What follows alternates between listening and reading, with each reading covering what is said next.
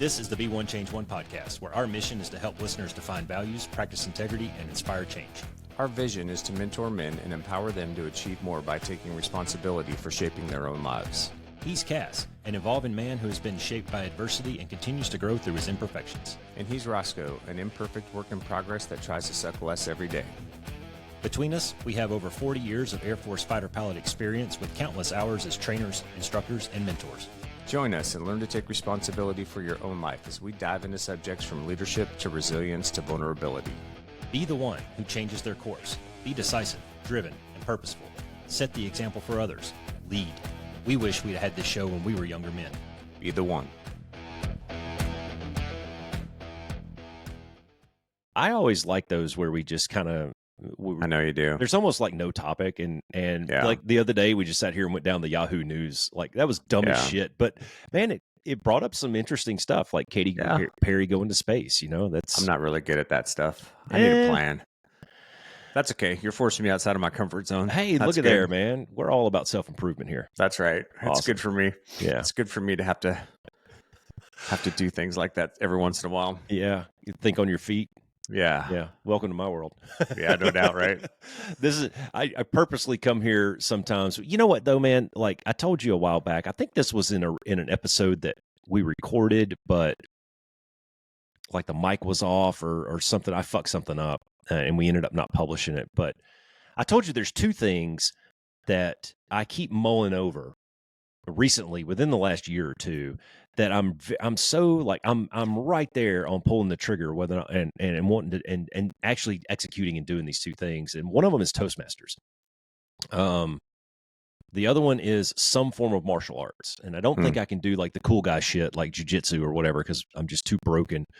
But I got a buddy at work is a Tai Chi instructor, and he swears, but he says, dude, it's low and slow. It's all about the mental. You know, and I was like, man, I can get down on that, right? But the Toastmasters thing, when I was at that funeral a couple of years ago, I think it was his uncle, was a retired command sergeant major in the Army, and he got up and he gave most of the presentation at the funeral and was speaking, and it just so eloquent, like fluid, eloquent, hit the right syllables at the right time, you know, with the right emphasis, like it was good. And I went out and talked to him afterwards. It's like, dude, you did a good job. And he goes, yeah, man. He said, the best thing I ever did was when I was about 40, I joined Toastmasters. I stayed with him for about 10 years. And it just got me thinking about it, man. Like, you know, you learn to, he told me all about it. I did a bunch of research on it and everything, but it's like they throw a topic in the room. You get up, you give a 5-minute spiel on it. They give you feedback on how you did, you know. Here were your verbal pauses. Here was, you know, on a scale of 1 to 10, here's your vocabulary. Here's your pacing, you know, and like just really good, getting you really good at thinking about a thing real fast, being articulate about it, communicating in few words, you know, and just being smooth. And I don't know. I just thought that was really cool. Yeah. Yeah. Well, I think it's always great to find, you know, if there's a skill that you think that you want to improve on, to find a way to do that and to set some time aside to do those things. I mean, that's just all part of that self-improvement process that we talk about. You know what I mean? Yeah, I bet you there's a lot of camaraderie in that group, though. I bet you there's a lot of trust, probably. Yeah, I bet you there is. Yeah, and especially like, you know, if you're a new guy that walks into a well-established group like that, there's a lot of. I think there's probably a really good lesson in getting over your fears, you know, and dealing with strangers. And well, the other thing too, though, I think that's important about it is, you know, we talk about the fighter squadron being in a unique environment, and it is because you get forced to stand up and talk in front of people all the day and briefs and debriefs and lead things and get comfortable doing that kind of stuff. But you also get used to taking feedback, you know, and direct feedback. And there's not, I don't know on the civilian side of the house, as you come up through an organization or stuff like that, if there's a lot of opportunity for that. You know, and it sounds like something like Toastmasters is an environment like that, right? Where that's the way I picture it. You kind of get thrown into the fire a little bit. Yeah. You know, you go up there, you do the best that you can. You get a debrief on it. You get some valid, probably direct feedback on the things that you need to improve upon. Yeah. And then you take those lessons learned, you apply it to the next iteration, and every iteration you just get a little bit better. Yeah. And you know, I've never done it before, but I imagine the feedback isn't just like, well, that sucked. I don't Yeah. like your face. Yeah. No, I No, imagine I'm it's sure more it's very pointed, constructive. you Yeah. know, and like, well, you know, your flow was, or your pacing was good, but your flow was out of sync, or you Sure. know, different things like that. And like, Or here's an mannerisms that example, you may you have know, when you deliver things, like different, we all yeah, have different ticks that different we facial do. things, or you know, the verbal pauses, or let's see, I just did one. Yeah. Or They're yeah, things like that. you know, I was fortunate when I was a young lieutenant. I think I was still in MQT. We're going out to do this mission or whatever. My squadron commander gave me. He said, "Hey, I just want you to brief. Give me 2 minutes on the AIM-9 tones. You know, the different tones, what they mean, God. and Yeah. and all that." Okay, fine. So I dug through the books. I listened to it on the audio, and I gave a 2 minute brief. We go out, we fly the mission, we come back, and this is something that I really appreciated. I learned to appreciate about a fighter debrief is the excruciating detail that you get down to in a debrief like this. It's so minuscule. He's given the debrief for the mission, and he looks at me and he goes, "Hey Roscoe, by the way, on your briefing, did you know that everybody has a tick?" And I'm like, "Dude, I mean, I know I'm from Alabama. I don't have ticks, bro.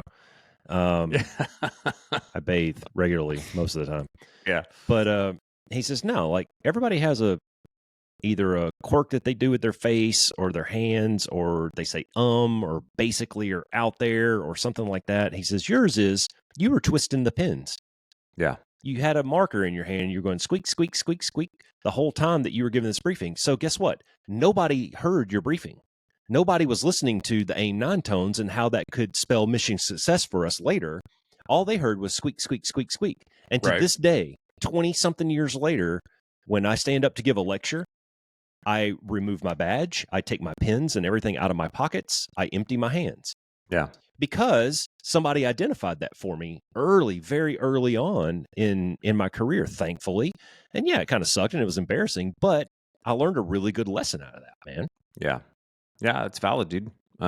They would, I mean, you did that all the time as an IP with guys that were brand new flight leads, right? Count the or Oh yeah, talk to them about the pauses or the little ums and double ums, messing with man. playing with pens, Yeah, chewing their gum, whatever it folding was, paper, right? doing Yeah. origami up there. That was one of my favorites. Like, are you gonna make a fucking swan? Like, tell me Yeah. how we're gonna kill the So target, dude. yeah, it's good. Yeah, Yeah, no, that that's was good. yeah. I remember I remember when I started my instructor upgrade, dude, and this was like several years in, right? I start my instructor upgrade, and first ride out the gate is BFM, and I studied and studied and studied, and I practiced my brief, and I practiced drawing around a fucking pie plate. Like I went and got a paper plate and taped it to the board and practiced drawing my lines around that, so I could get good at drawing smooth lines, you know, and tilt the Probably needed a pins bigger just plate right. than probably needed a dinner plate for the Strike Eagle, For the right? For strike eagle, drawing right? lines. Yeah. we use a what do we call it? A Platter. 12,000 foot pin. um, no, but I practiced and I practiced and I practiced, but I always did it in a room by myself. I never did it in front of another person, so to speak. It was always just me in the room or at home in front of the mirror or whatever. And I picked a lot of the stuff, but man, I remember just the IP that day. It was a 2-day debrief, bro.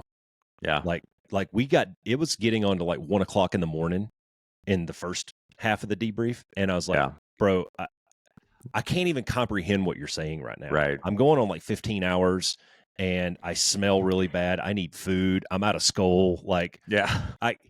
can we do this tomorrow? He goes, yep, meet me back in the squadron tomorrow morning and we'll continue. And then it went on for another few hours. And I'm like, Jesus Christ, man. Yeah. I mean, I didn't have any anticipation of passing that ride going into it, but I didn't know it was that bad. Yeah. Well, that's kind of a decent segue into what we were going to talk about for this episode. Yeah, huh? I thought Yeah, you'd no, like it that. is. It's good, man.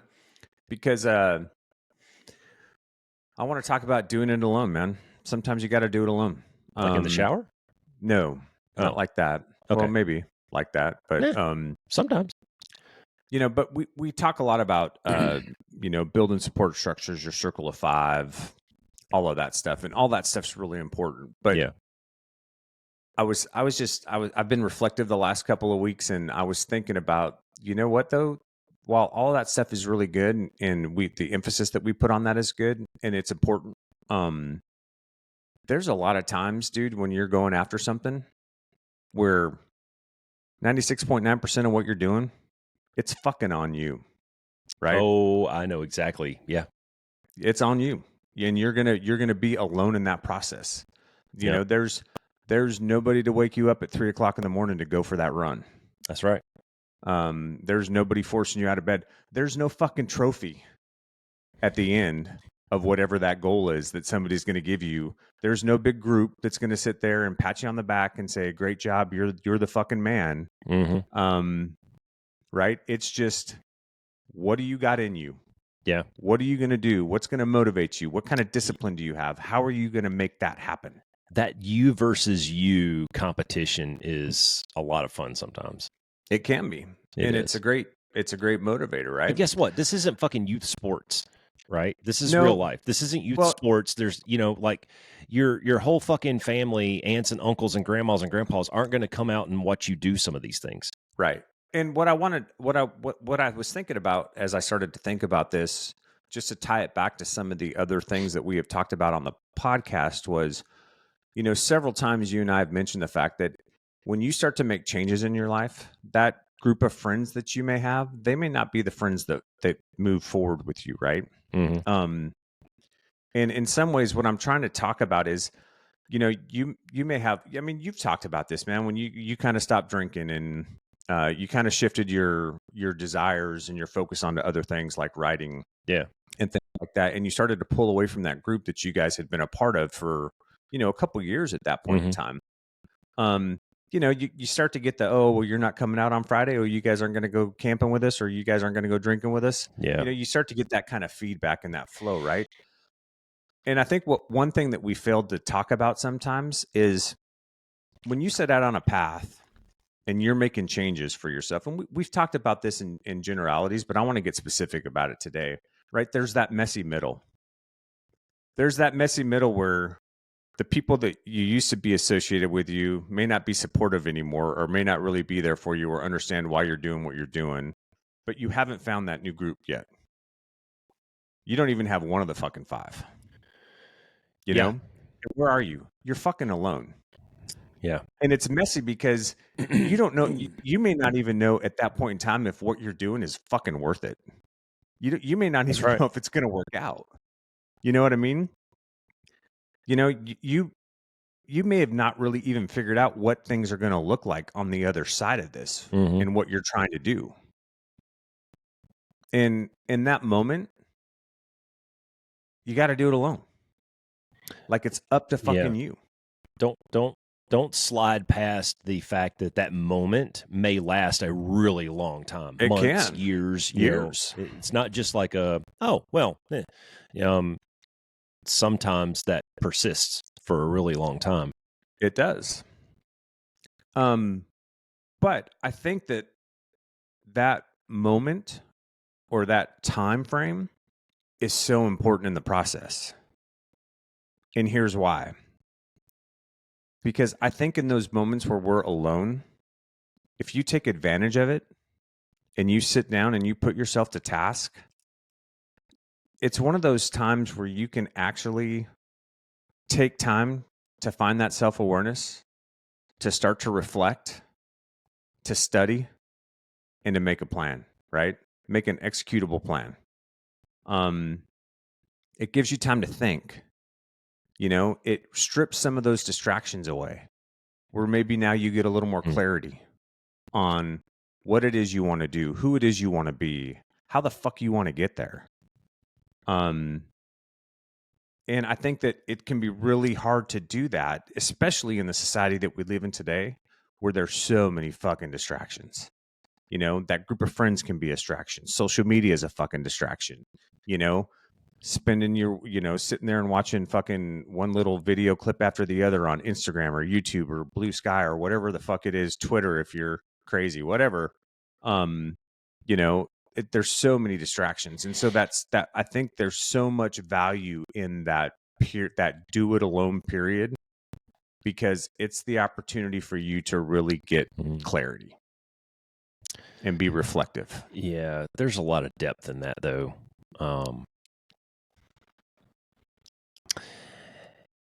When you tossed this to me the other day and said, "Hey, let's do an episode on going alone," you didn't give a lot of instruction on that. You just said, "Here's a topic. That's Here's a because grenade." you don't like instruction, man. You like to just go after it. This is exactly my point, though.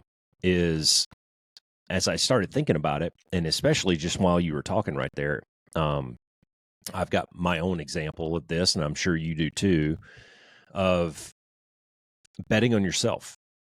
Yes. And what you were talking about, that example that you gave earlier of, moving on from one group to the next group because, you have made some changes and your outlook on life is maybe just a little bit different, or maybe you've set a new goal, or maybe you're just tired of the old you and you want to do something different and see where it goes. It could be just nebulous. It could be something like, well, I don't know. Let me try this and see what happens. But when I think of betting on yourself, first of all, it takes a lot of self-inspection. Mm-hmm. It takes a lot of self-discipline. Yep. There's probably going to be a lot of self-doubt mixed in there. A lot of those what ifs, the unknown unknowns, as we like to used to say, or used to like to say. There's knowns and there's unknowns, and there's known unknowns. Those are the questions to ask. And then there's like that you don't know what you don't know yet. And dude, I'm telling you, man, through this process that I've been on now for, I don't know, about a year and a half, it's every day I'm learning something new that I had no idea even existed out there. And what I think is beautiful about that whole thing, though, that whole idea of betting on yourself, what I think is so beautiful about it is it allows you a blank canvas to set new goals and develop new processes and learn how to plan different things. And this is all stuff that we talk about, right? So yeah, you're alone, but you start to look at things just a little bit differently. And you find, exploratory. I think in a lot of ways though, Cass, this is kind of the irony of the whole thing is in a lot of ways you think that you're alone, but you're probably not. Because there's resources that you can grab out there. There's a connection that you can make. There's something that you can learn from someone else. And, it's indirect, but that's part of your support group. Yeah. No, I agree with you. But I think that I guess my point in the do it alone piece is at the end of the day, that process is up to you, right? You're the one that has to come up with that the decision game plan. is definitely up to you. You're the one that has to decide to get up every morning and go after it. Yep. You're the one that has to decide to find self-discipline when you lack motivation. You're exactly right. And that's why it was the first thing that I listed under betting on yourself is it takes a lot of self-discipline. Yeah. And the reality is, if I can go on a rant for a second, is that, dude, there's going to be times in that process where you're going to lose sleep. Like you're going to wonder if it's even going to work, right? You're going to wonder if all of the fucking effort you're putting into this is even going to matter at the end of the day. And the shitty part about it is what you were talking about, those unknowns. There's no way for you to know. Yeah. You don't know there's no way. Yeah. There's no way for you to know until you fucking do it. There's no way for you to know until you try to get there. And guess what? Dude, that's what hard feels like.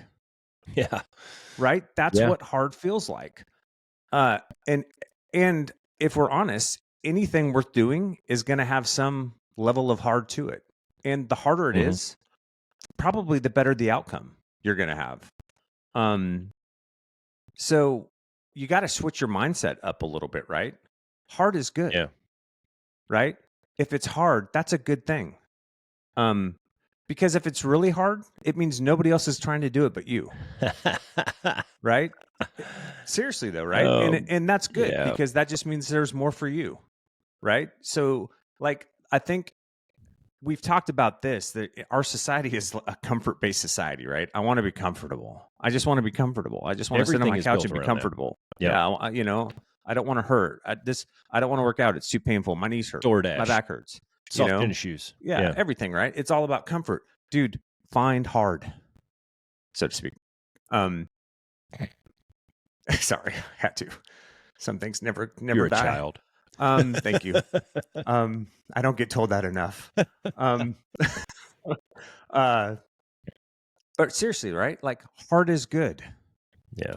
If it's hard, it means you're striving towards something that is really beneficial. Mm-hmm. Um, and so like, dude, get used to the uncomfortable. Thrive in being uncomfortable. It's okay not to know. That's not the point. Yeah. You know, a lot of times it's about that process. It's what are you going to learn about yourself as you go through this process? Because I'm here to tell you, you know what, you're going to find the most about who you are and what you're about when you do hard things. Do you fucking quit every time it gets hard? Well, you're learning something about yourself right there, right? Yeah.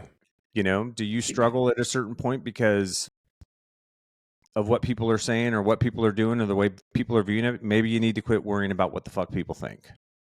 You know, like there are so many things that you are going to learn about yourself through the process of doing hard things that are going to be so beneficial for the next iteration of whatever hard looks like for you.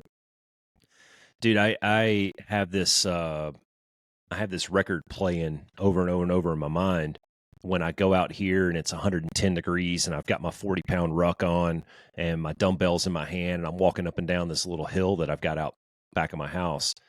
And, you know, I'm holding dumbbells so I can't wipe the sweat out of my eyes. So my eyes start burning and I'm trying to blink it away. And my hamstrings are burning from going up and down this damn hill over and over and over again. Ask Francis. I put him through one of these one day, and Yeah, I remember. Yeah, it's not pleasant. I remember the first time we went out and ran with Francis. Yeah. Well, this was he came out another time after that. I remember. Yeah, he came out another time. I think I was out of town, and I told him. I said, "Hey, dude, this is really easy. All you have to do is walk." And he goes, "Oh, okay." I said, "Wearing that and holding these," and he went, "Oh." Yeah. But I had this little record playing over and over in my mind, and it simply says nobody else is out here. And you know, that's a good example of what you were just talking about. Like there's kind of that old saying out there is, you know, the 1% of people who find success, they find it because they were willing to do things that the 99% weren't willing to do. Yeah. And I didn't use the word can't on purpose. Can't and won't are different. You know, saying the word won't is a choice. You've now said, well, I won't do that. I'm not willing to endure whatever it is, the pain, the time, the money, whatever it is, the effort, you know, I'm not willing to endure that rather than saying I can't. And man, I mean, just a super great metaphor is what I'm going through right now with the writing process. Yeah. Anyone can sit down and type words on the computer. Guess what? That's writing. Okay. Anyone can do that. But to get good at it takes a long time and a lot of effort. And you have to read a lot. You have to write a lot. You have to write shit and wad it up and throw it in the trash because it's trash. And you have to recognize that it's trash. And not everything is going to be, you know, the next New York Times bestseller. Yeah. You know, and dude, last year I wrote 3 books. I have revised those 3 books probably at least 5 times each. And now I'm writing another one, and I can tell you that every iteration I got a little bit better. Still not good, still not great, but it's a little bit better. You know, and I just got put in touch with a guy last weekend. Made a blind connection on social media, reached out to him. We had a long conversation. And one of the things he told me was, he said, dude, I wrote 4 that I tried to submit. The 5th one, the guy read the first chapter and he says, this is the one, but you got to rewrite 80% of it. That's how critical, you know, that's how critical that environment is. Yeah. After writing, you know, what's 5 books at 100,000 words each, you know, you've written 500,000 words and told 5 different stories. And I'm telling you that the last one is okay. But you got to rewrite 2/3 of it. Yeah. Like fuck, man. So there's no, and this is another point. This is another point that's going to go along with what you were saying, right? Is there's no delusions of grandeur there. I think you have to be pragmatic. You have to be, you have to set realistic expectations with this. You're not going to sit down if you've never written anything before in your life. You're not going to sit down and crank out a Stephen King novel. Yeah. It's just not going to happen. That dude's written like 70 fucking novels. He's been writing since he was 7 years old. Okay. Yeah. You have to be realistic with it. And that's something that I have to keep telling myself over and over and over is like, dude, like every time I read something that I've written, I change something. That means that the previous iteration wasn't good or wasn't good enough, right? Yeah. I can always make it a little bit better. Yeah. Right. And that's like you training for your marathons. You don't always want to do that. You don't always want to get up. No. But you know what? You have to go into it knowing that there's going to be days like that. There's going to be days where you are super motivated that you want to get up, but your legs aren't there. You got jelly legs, because you didn't hydrate the night before or whatever it was, and you do. You go out and you cruise through your 10-miler and, you at least get something out of it. Yeah. Maybe you'd say, you know what, fuck it. I'm not going to run tempo today. I'm going to run zone 2 today instead. You pivot a little bit. So you have to, I think the expectation management of all that probably goes in a little bit to what you were saying. Yeah, well, and I think what you were just saying is really important, dude, because, you started that process of writing and there's no signs of success. Fuck no. Right? It was fun. No, but the sign of success that you've learned is the struggle of the process, right? And how it's made you better along the way. That's the fun part, man, well, and that's what I listed under here on Bettering Yourself is developing new processes. Yeah. And then refining those processes. That's right. Yeah. That's right. And it's not guaranteed. You have no guarantee that somebody's going to pick up one of your books or that one of your books is going to go big or anything like that, right? But you also know that if you just continue doing what you have done in the past, you know where that goes, right? Yep. If you decide, well, fuck it, it's too hard, I'm not going to write. Well, guess what, dude? You just took that whole creative process that you really enjoy away from yourself, or you just took the opportunity for you to get better, or the opportunities that you can't even see that exist down the road because you're continuing to try to improve yourself. You've took those opportunities away from yourself. But you have a different mindset, right? And it's so much about mindset, right? Because what you're doing, Roscoe, is you're going, yeah, it sucks, but I can do more. I can get better. Yeah. I can be better on the next iteration, right? Yeah. And that's what you've got to do.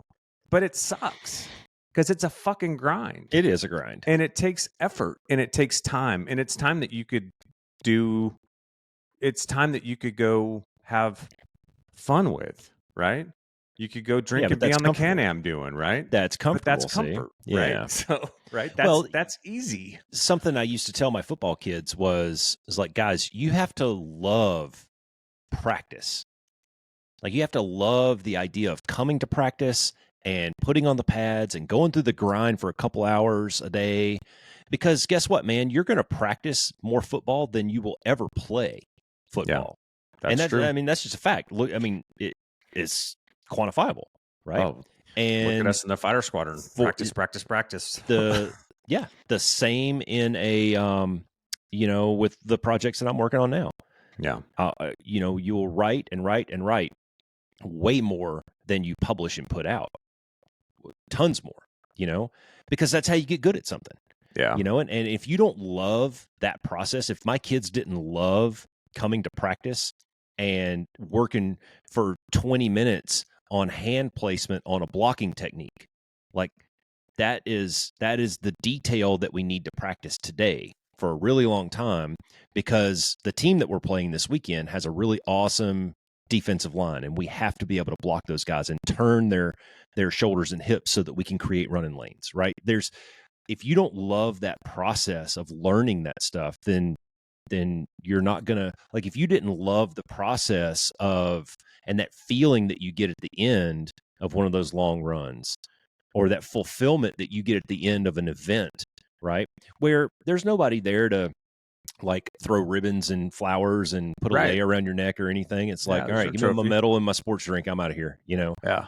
But it's that process leading up to that, the nutrition, the hydration, the self-discipline to stick to a diet, and get up at that 3:00 in the morning to go on that long run and those kinds of things. That's where the magic happens. Yeah, right? it is. Yeah. I'm not a huge David Goggins fan necessarily, but I did see a clip from him one time, and I thought it was really good because he was talking about, um, like he was outside. It was like 3 o'clock in the morning. He's getting ready to go for one of his huge runs or whatever. Right? I guess he runs like he does ultra stuff. I think. He's an ultra guy. And he's like, it's Monday morning. Everybody's in bed. He's like, there's not a car on the street, and everybody's in bed dreading the fact that it's Monday and that they are about to have to get up and go do what they do. And he goes, I'm fucking loving it. It's 3 o'clock in the morning. Here's my opportunity to go do this thing, right? And there's nobody out here, and I've got all this space and time, and it's quiet, and right. So it's just sometimes you got to shift that mindset a little bit. And I think the other thing, and we've talked about this a little bit, is I was thinking about this. One of the values to this process too is you're going to really find out who's on your side. Yeah. Right. Because what I've learned in my life, anyways, is that people want you to do well and will be in your camp, but they don't want you to do better than them. Okay. Explain. Tell me I'll more. give you an example. So, there were a couple of guys in particular who I kind of grew up in the fighter community with. Peers, similar upgrade timelines, things like that, right? And I was fortunate enough to go to weapon school. And these guys were guys that I thought were good, close friends. And I come back from weapon school and the nature of the relationships have changed. I didn't know that, right? Yeah, But I come back from weapon school, and I'll never forget one of the guys ended up at the same location as me. And God, great friend, man. We had spent a ton of time together. A previous assignment had gotten really close. And I thought he'd always be in my camp, man. And we're talking, and he's like, yeah, he goes, I didn't want to play that game. I didn't want to play the game to try to get to weapon school. It's just, he starts going off on this completely unprovoked.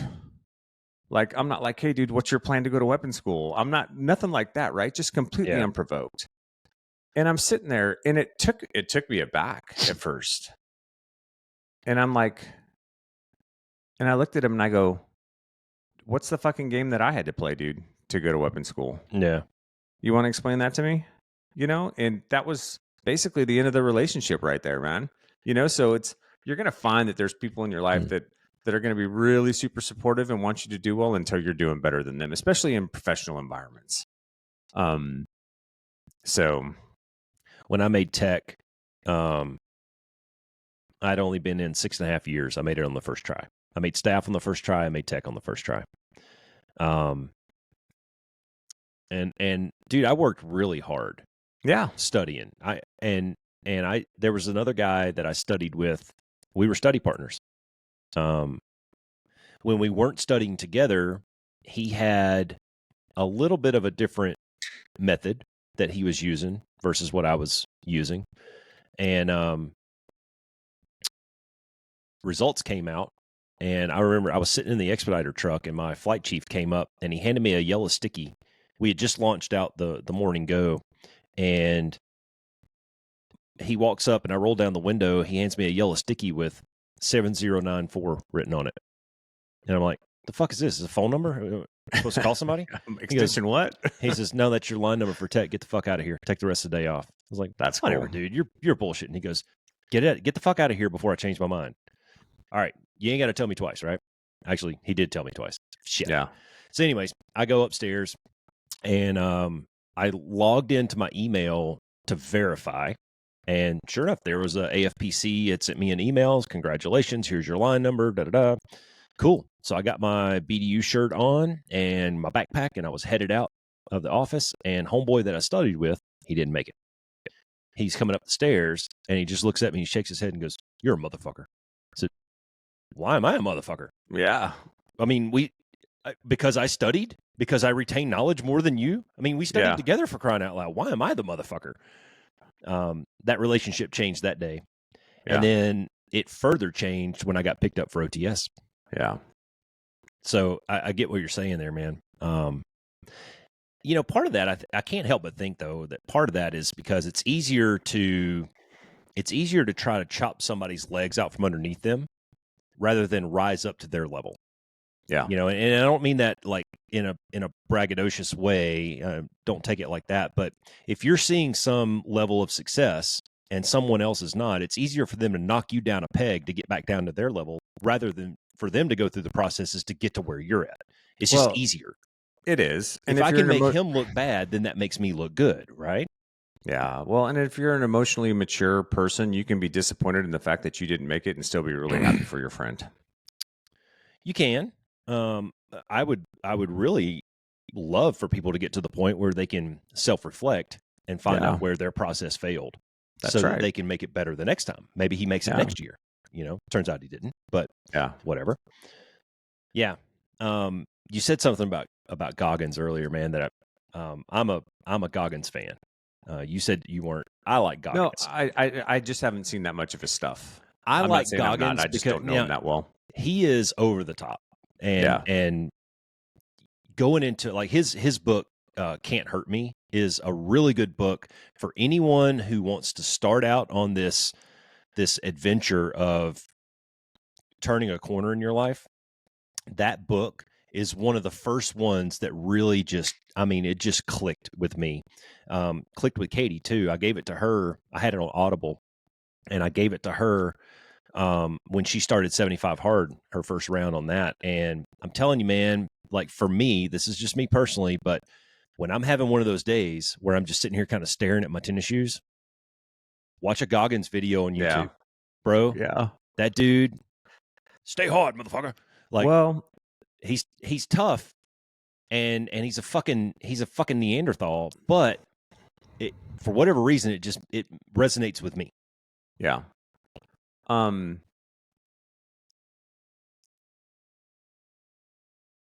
What I think I'd say to that, Roscoe, is like, because we've seen this in our own kids, and we've also seen what a little bit of self-awareness and what a little bit of recognizing your own personal values and then figuring out how to practice integrity around those values can do for somebody. Yeah. With the stuff that we did with the beta group. And I think what I'd say to that is, guys, you got to recognize that today is the chance to test limits, right? Today is the day. Today is the day that you can break some limits, that you can put some things to task, right? You need to stop waiting for permission. If you're waiting you need to stop waiting for the right time. You need to stop fucking second guessing yourself. Bet on yourself. Right? Yep. You need to, the opportunity is right there. There is nothing stopping you from doing X except for you, except for the fucking choices that you're making every morning when you wake up and roll out of bed, and put your fat body to task. So at some point, you've got to take ownership. You've got to take it on. You've got to move forward. You've got to seize the objective. You got to move towards the target, right? Yeah. Like, stop waiting. I had written down here, your path is your path and nobody can walk it except for you. That's right. And that's something that I know I kind of internalized and realized that like nobody's going to sit down here and write this book for me. Okay. But at the same time, man, I think it's important to be you have to be realistic. Like, agreed. Like you can't say, sing, you're not going to be a pop star. I've been listening to the Be One Change One podcast for a year now, and I'm going to get in shape. I'm going to go to the gym one time, and it's going to be good, and I'm going to lose 10 pounds, and I'm going to look sexy in my swimsuit. Right? That's not the way it works, man. You have to. I think you have to go into it realistically, knowing like I knew that I was going to write this book. And I also knew that it wasn't probably going to be awesome. Yeah. It's fun. It's fun to tell a story. I enjoy the idea of telling this story. But when you get down to the technical piece of it, sure, there's a little bit of talent probably mixed in there. But when you get down to the skill and the process and the technicalities of it, dude, like it wasn't even close. Like it was barely readable. But through several iterations of that, you get a little bit better each time. And that's the same with any of the things that we talk about, right? When you set out on your first 10 miler, it probably sucked. Oh, it You totally get sucks. 5 miles into it and you're like, fuck, man, I'm only halfway, Dude, it still sucks. Well, I mean, but that's, yeah. What sucks for me sometimes is like I open up my laptop or my document on my computer and I realize, man, I feel like I've been working on this forever and I've only written 10,000 words. I've got 90,000 words to go. Like I'm 10% done with this. And I've been working on it for a month, or I've been working on it for 3 weeks, or however long. And it's like, it's so daunting. But man, how do you eat an elephant? One bite at a time, dude. And that's just where I've gone in my brain. I've broken down my process into one page. Let me just write one page. Let me write this one conversation that I have these two characters having. And then I'll go back and I'll change it 100 times. But let me get it down there, because you can't edit what hasn't been written. Yeah. Right. And it's no different than like you can't change a workout plan if you don't have a workout plan. That's right. You can't change it. You can't change a diet if you don't have a diet. And so it's no different than any of the other shit that we're talking about, man. It's just a process. And once you lay down an initial hack at it through planning and through reading and studying, then you can modify that. Yeah. Yeah. Well, and I know I'm talking in generalities, but you're absolutely right. Like, part of going to task is coming up with a game plan, right? That's It's right. The whole planning process and setting goals. What did we do when we were flying? Same fucking thing. That's right. Setting, mini goals along the way so that you can gauge your process and figure out if you need to make adjustments or if you need to pivot or, so all of that stuff is important in the process. But at some point you got to move out, right? And I'm not just saying you got to move out after you make a plan. Of course you have to move out, but at some point you got to move out to make the fucking plan, right? Stop waiting for, got to start. Like I said, the permission or the right time. There's no fucking right time to do this shit, dude. You just got to figure out and go to task and go, if this is really important to me, here I go through the planning process. I figure out what the steps are or what I think the steps may be.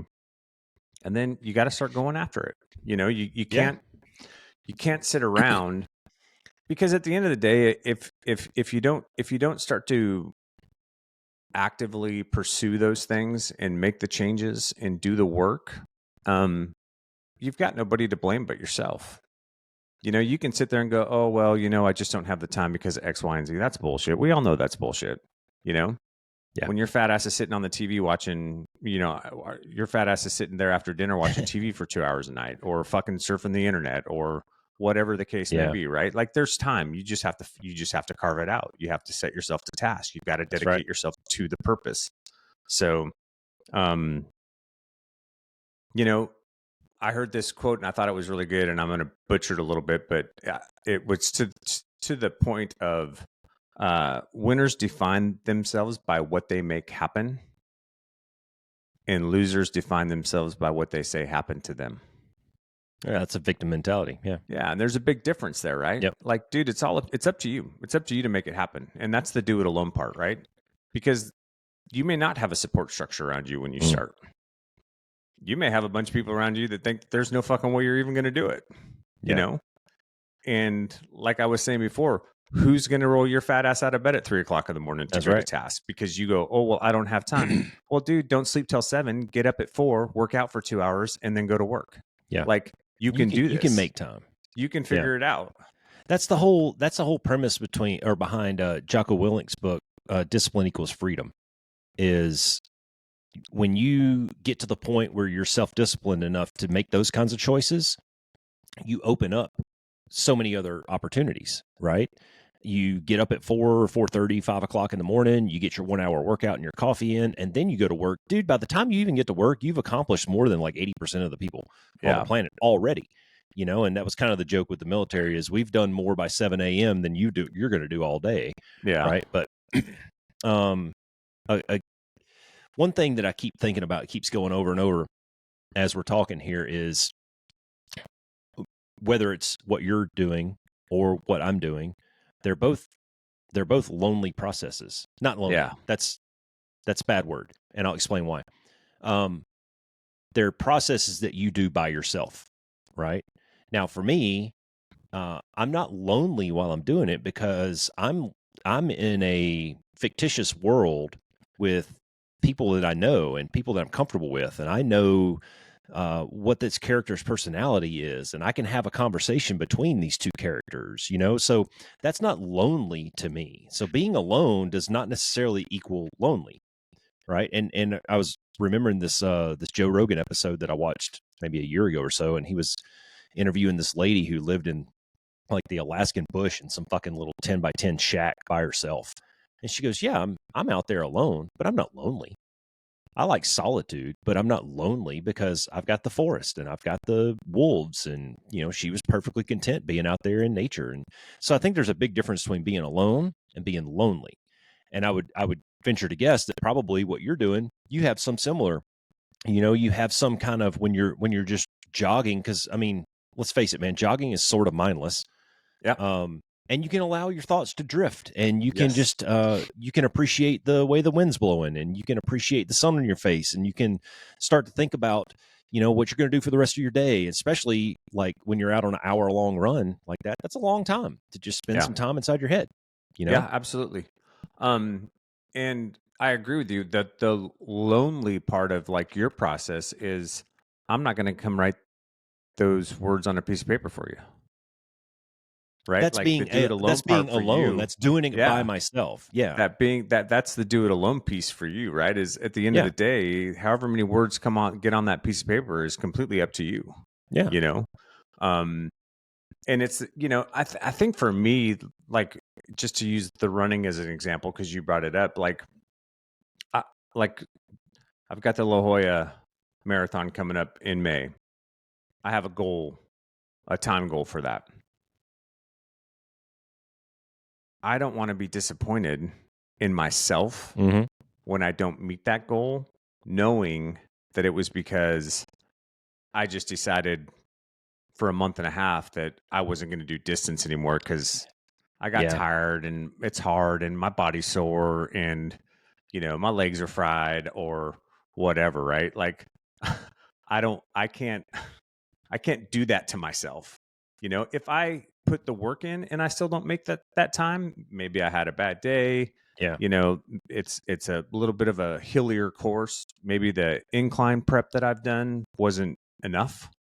I can live with that, right? Because I can go, okay, lesson learned, right? Yeah.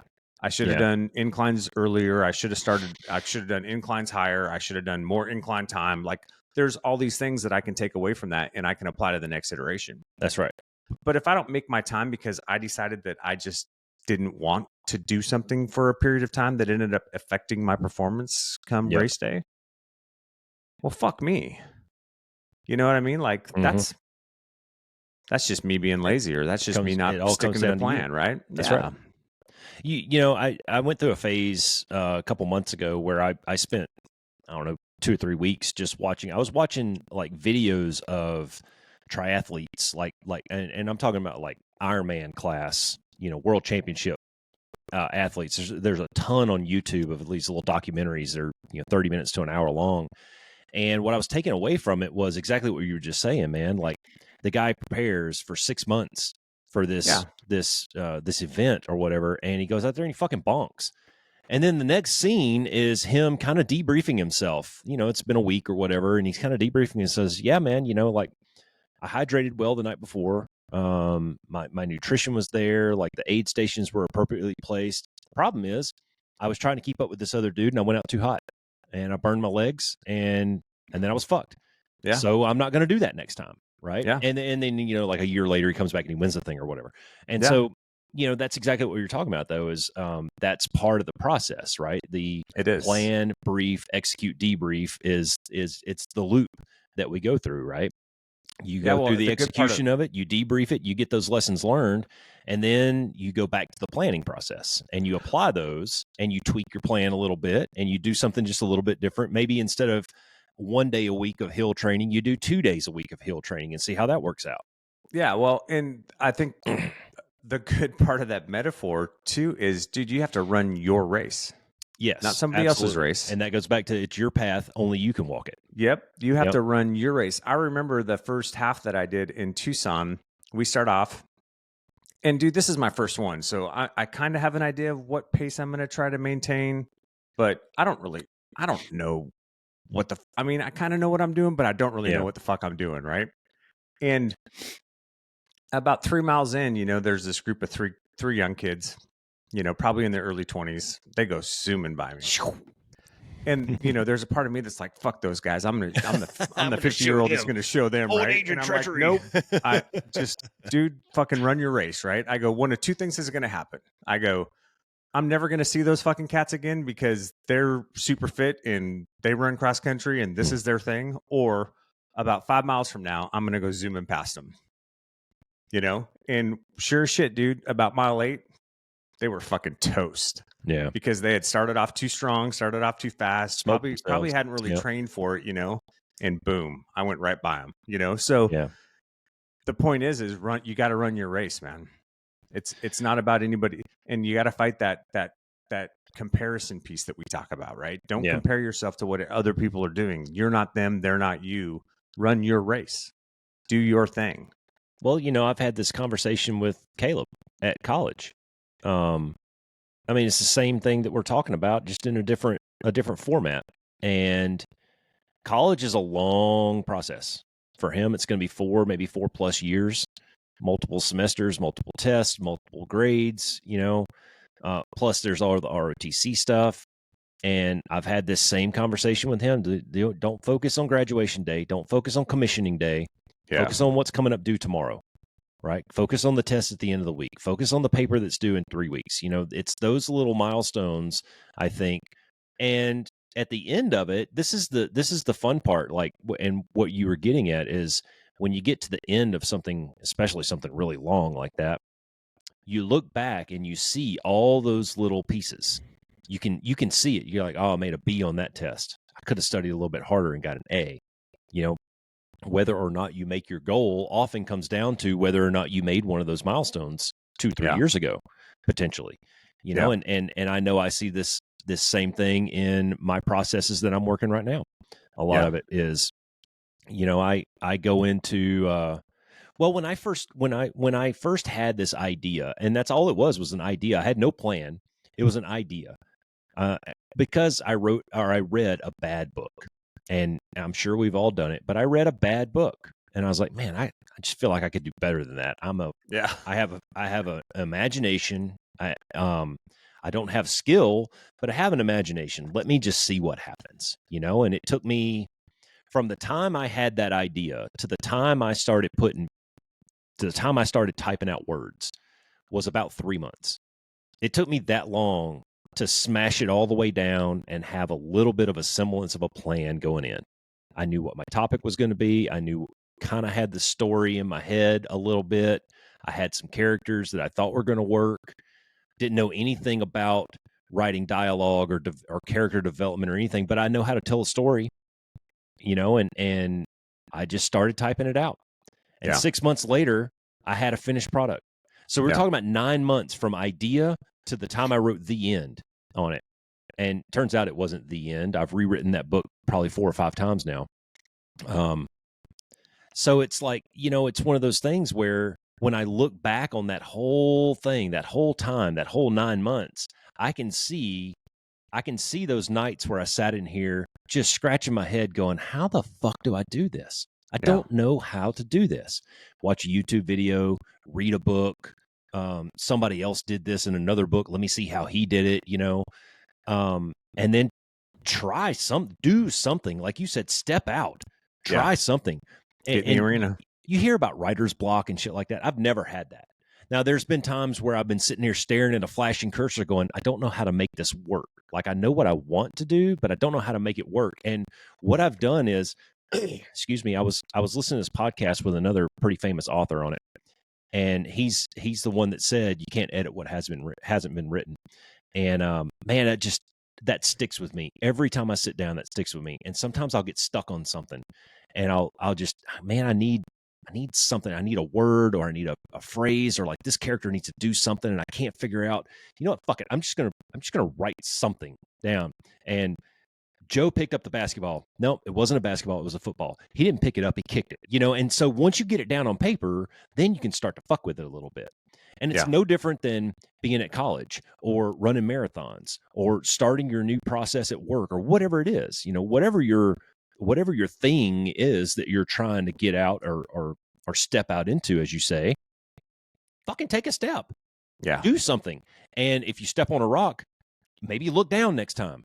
And don't step on that next rock, you know. It's just that process of try something. Oh shit, that didn't work. Try something else.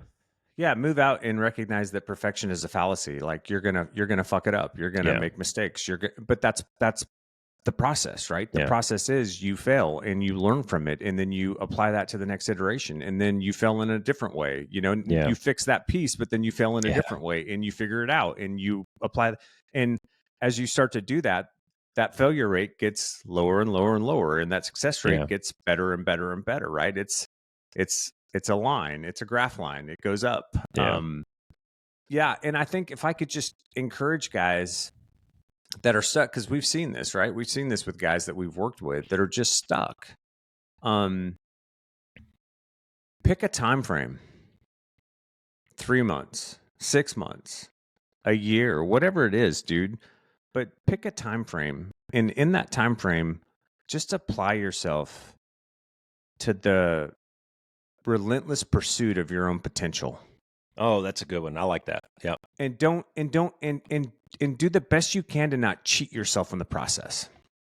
Yeah. Right? You're going to fuck it up but here and there. You're going to make failures, you know, you're going to decide to go drinking one night, whatever. I mean, whatever the case is, right? Whatever it is that you want to work on.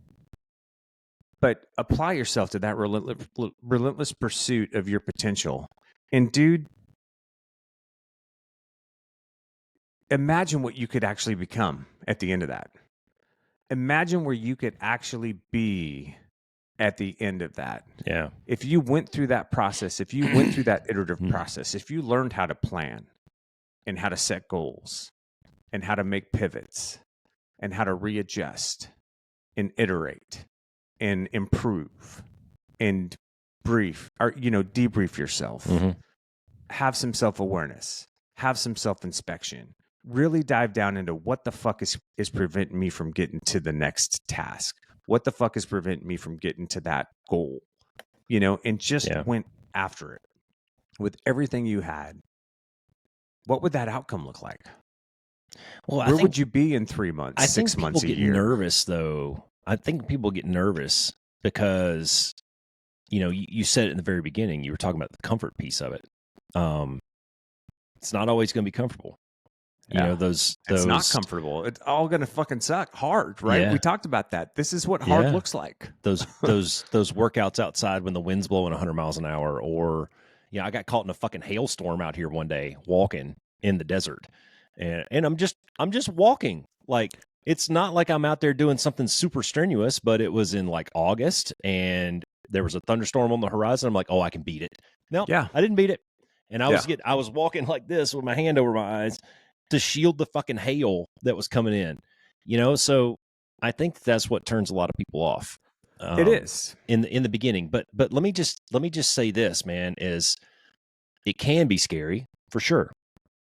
But I would say dial back just a little bit and be realistic and set expectations for yourself, right? I was grossly out of shape after I retired. Like for 3 years. It was bad, dude. I was not in a good spot. And I started out with my headphones in and walking. That was it. So it doesn't, like, you don't have to go in there and say, you know, I'm going to enter a fucking strongman competition. No, you have to be smart about it. No, right? I'm not. Well, Cass said he's going to run a marathon, so I'm going to run a marathon. Fuck that, dude. This is your race. This is your path. Yeah. Right. And be realistic about it. And if all you can do is make one block around the neighborhood, then that's all you can do. Yes. But next week you'll be able to make 2. And the week after that, you'll be able to make 3. And that's where it goes. Yeah. Yeah. Well, in all of this, you have to do it with some responsibility and accountability, right? You can't just go, well, fuck it, and then I'm going to go crush myself at the gym, and you go out for, you know, an hour and a half and you throw around heavy weights, and then you're so sore the next day that you can't work out for Or 3 you days, injure right? Like, yourself. yeah, or you hurt yourself. Yeah. And then everything gets put on pause, right? And then you say working out stupid. No, you're But- stupid. But there's also going to be times like you were talking about, you know, or like, dude, I can, just as an example, so I prefer to work out in the morning because my energy's higher. I feel better. I like to work out on an empty stomach. I like to run on an empty stomach. I don't, you know, anyways, I hate working out in the afternoons. Yeah. I had a San Diego overnight. It was a long run day. I needed to do 12 miles. Beautiful weather. Staying at San Diego down by the water, right? There's a great running trail. Such a hardship. That goes along the marina. And so I get out there and I'm feeling pretty good. First 5-6 miles, nothing, right? Dude, I hit mile 8. I wasn't hydrated very well.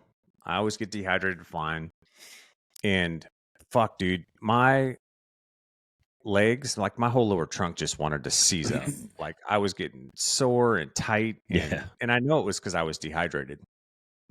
And the way that my route went, like I did at about the 8-mile point, I went back past the hotel.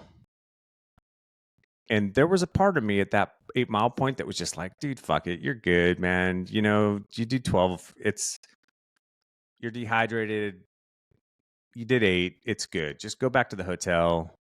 Go do some stretching. That's old a little bit of Stan. weight work. Huh? That's Stan. Yeah, right? Yep.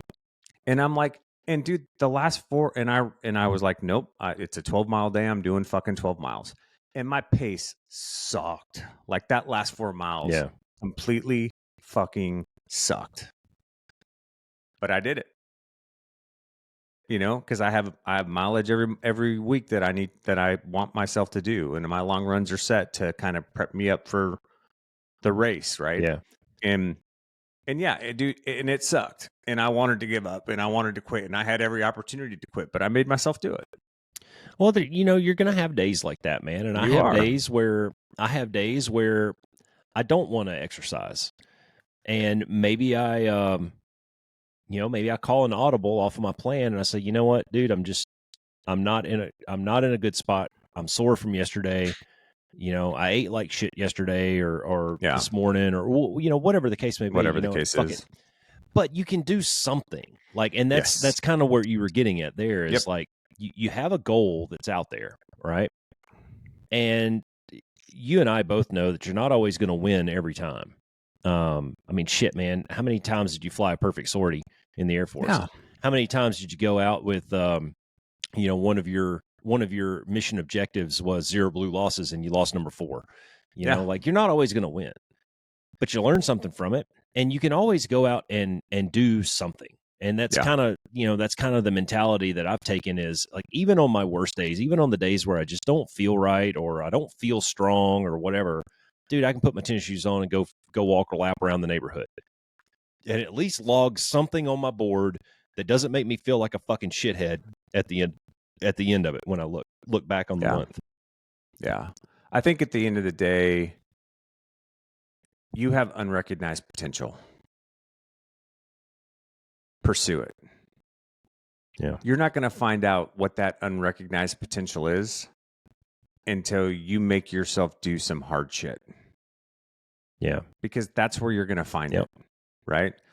You were talking about Jocko. I saw him one time and I really love this when he was like a major and he was like a, I don't know, fucking team OIC officer in charge of a team or whatever. They were over in Iraq or Afghanistan. I don't remember where. And, you know, they would be prepping for missions or, you know, and there's always, it's just like everything else in the military. There's always some fucking obstacle, right? You can't get the gear you need, the support you need, whatever, right? And he had this one staff sergeant that would always come up to him and be like, hey, sir, the team's having issues with this, and this. And he goes, and his response was always good. You know, oh, they're having issues. Good. And he goes, after about a week, this sergeant finally came up to him and he goes, why do you always fucking say good? Like these are bad things. These are things that are preventing us from, he's like, no, they're not. He's like, it's good, man. Cause they're figuring out how to fucking circumnavigate it. They're They're solving figuring problems. out how to solve the problem. They're figuring out how next time this is an issue, how to get around it, right? Yeah. It's all good, right? So again, dude, you have unrecognized potential. You're never going to find what it is until you do some hard things. Well, that was, what you just said. That's the whole premise behind what Marcus Aurelius was trying to communicate when he says the obstacle is the way. Yeah. There's a mountain in front of me. Well, what are you going to do? You going to quit? You going to stop? No, fuck that. You'll either go through it, over it, or around it. Find a way. And that becomes the obstacle becomes the thing that forces you to do something different and learn and modify and explore. Those are the things that keep you going. And then now you have a new quiver in your or a new arrow in your quiver. You have a new tool in your toolbox. So the next time you see that mountain, you're like, oh, dude, seen that. And that's the whole approach that we took in flying tactics, right? Is you go out there and you try something and you're like, well, fuck, that didn't work. What can we learn from this? You try it again. And then, after several years of this, there's not very many situations that you haven't seen. That's right. And so you can effectively plan and consider all the what ifs and contingencies. You'll never know it all, but you've at least got enough arrows in your quiver now that when you go out and you expected a 4-group wall and you see a 3-group champagne, you're like, dude, got this. Easy audible, 2-pump, we're good. And so that's the whole point is like through the experience and through the trying new stuff, you become more skilled, you become more resilient, you have more opportunity to tackle new things. Yeah. Absolutely. Good stuff. Mike Magnus has a really good book called Do Hard Things, actually. Guess what it's about? It's about getting out of your comfort zone. It's about trying stuff. And it's all based around like a sports metaphor when he was like a coach or something like that. And it's really good, but it's all about the same stuff that we've just been talking about. Like get out of your comfort zone just a little bit. And I think you'll find that when you do that, you'll find that maybe you find a hidden talent. Maybe you find a new interest, right? And that piques your curiosity. There's all manner of ways that this can manifest. Yeah, absolutely. What else you got, brother? I feel like we could go on that one for an hour. We might have to circle back on this one. That was pretty good. Yeah, do it alone, man. Yeah. You got it. Well, get out there. And alone doesn't mean lonely. I think that's a good parting shot for me anyways, is alone doesn't mean lonely. Yeah. Alone means you're doing it by yourself. Yeah. That's it. Yeah. It's up to you. Yeah. All right, dude. What else? Be the change. Be the one. Thanks for flying with the Be One Change One podcast. If you got something out of this show, then be the one and share it in your circles of influence. You can be our wingman through our website at www.be1change1.com. That's B and the number 1, change and the number 1.com. We invite you to be the one and join our fighter squadron on social media at Be1Change1 on Facebook, YouTube, and Twitter. You can follow us at Paul Roscoe White on Facebook, Instagram, and LinkedIn, as well as Roscoe's website, www.paulroscoewhite.com. You can email us from the website and please leave comments, share, and ask questions, or leave ideas of things you would like to discuss on future podcasts. Most importantly, be the one that helps us win the algorithm by leaving a review on whatever platform you're listening on. Thanks for joining. Until next time, be the one.